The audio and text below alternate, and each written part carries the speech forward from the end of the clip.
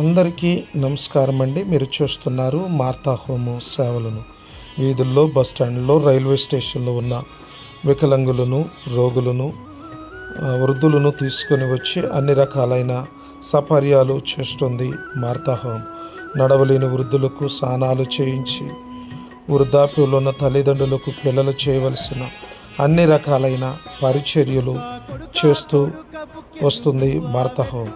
మేము సేవలకు వచ్చిన ప్రారంభ దినాలలో మా పసిపిల్లలు ఆకలిని ఏడుస్తుంటే వారికి పెట్టడానికి మా దగ్గర తగిన భోజనం ధనము లేక వారు ఏడుస్తూ ఉంటే వారి బాధను చూడలేక భోజనం పెట్టలేక చనిపోతే బాగుండని దేవుని దగ్గర రోధించాం. ఆ రోదనలో ఆ కన్నీటి కలుగులలో పుట్టినదే మార్తా హోమ్. మార్తా హోము తీసుకొచ్చి పరిచర్య చేయటము, సల్ట్ ఇవ్వటము, భోజనాలు, వస్త్రాలు మాత్రమే కాదండి. వారు చనిపోయిన తర్వాత చివరి దినము వరకు మార్తా హోము వారితో ఉండి అన్ని రకాలైన సేవలు చేస్తూ ఉంది. మార్తా హోముకి ఇప్పటి వరకు పరిపూర్ణంగా సహకారులు లేరండి.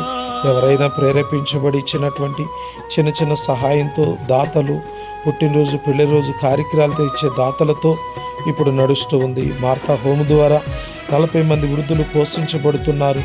ఇప్పుడు ఈ హోము భారమైంది. దయచేసి పరిచర్య వీడియో నచ్చితే మీ వంతు సహాయము అందించండి. నచ్చితే షేర్ చేయండి. అందరికీ ధన్యవాదాలండి.